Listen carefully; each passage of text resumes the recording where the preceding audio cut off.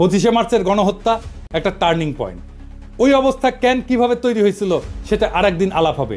সেই অন্ধকার ইতিহাস শুনলে আপনি শিউরে উঠবেন যে কি ভয়ানক পরিকল্পনা করে এমন একটা সম্ভাবনার দিকে ঠেলে দেওয়া হয়েছিল একটা পুরো জাতিকে। সেই ইতিহাস আরেকদিন। বাংলাদেশের ইতিহাস শুধু বিজয়ের গল্প না, বরং সত্য আর মিথ্যার একটা দীর্ঘ সংগ্রাম। 1971 সালের মুক্তিযুদ্ধ আমাদের জাতির সত্তার ভিত্তি গড়ে দিছে, তবে এর প্রত্যেকটা দিক সঠিকভাবে বোঝা জরুরি। পাকিস্তানের শোষণ, বৈষম্যের বয়ান, রাজনৈতিক চক্রান্ত এবং বহির্বিশ্বের ভূমিকা, এসব প্রশ্নের নতুন বিশ্লেষণ দরকার, নতুন বয়ান দরকার, নতুন ইতিহাসবোধ দরকার। যেই জাতি ইতিহাসকে প্রশ্ন করতে শেখে সেই জাতি ভবিষ্যৎকে রচনা করতে পারে। ভুল তথ্যের ভিত্তিতে জাতীয় চেতনার বিকৃতি ঘটে, আর সেখান থেকেই জন্ম নেয় দুর্বল শাসন, দুর্নীতি এবং প্রহসনের উন্নয়নের বয়ান।